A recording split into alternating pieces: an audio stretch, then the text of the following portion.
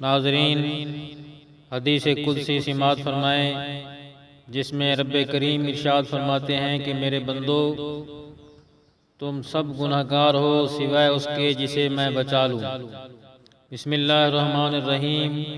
حضرت ابو ذر رضی اللہ تعالی عنہ فرماتے ہیں کہ رسول اللہ صلی اللہ علیہ وسلم حدیث قدسی میں اپنے رب کا یہ ارشاد مبارک نقل فرماتے ہیں، میرے بندو، تم میں سے ہر شخص گناہگار ہے سوائے اس کے جسے میں بچا لوں، لہذا مجھ سے مغفرت مانگو، میں تمہاری مغفرت کر دوں گا، اور جو شخص یہ جانتے ہوئے کہ میں معاف کرنے پر قادر ہوں مجھ سے معافی مانگتا ہے اس کو میں معاف کر دیتا ہوں۔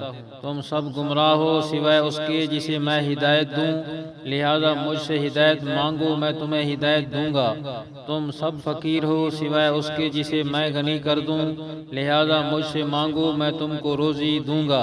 اگر تمہارے زندہ مردہ اگلے پچھلے نباتات اور جمادات بھی انسان بن کر جمع ہو جائیں، پھر یہ سارے اس شخص کی طرح ہو جائیں جو سب سے زیادہ اللہ تعالیٰ سے ڈرنے والا ہو، تو یہ بات میری بادشاہی میں مچھر کے پر کے برابر بھی زیادتی نہیں کر سکتی۔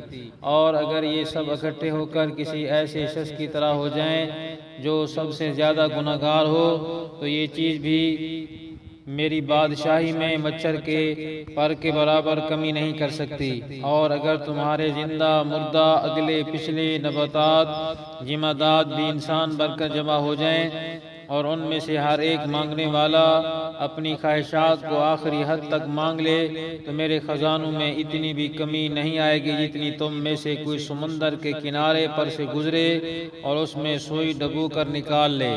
یہ اس لیے کہ میں بہت سخی ہوں، بزرگی والا ہوں، میرا دینا صرف کہہ دینا ہے۔ میں جب کسی چیز کا ارادہ کرتا ہوں تو اس چیز کو کہہ دیتا ہوں کہ ہو جا، وہ چیز ہو جاتی ہے۔ وما علینا الا البلاغ۔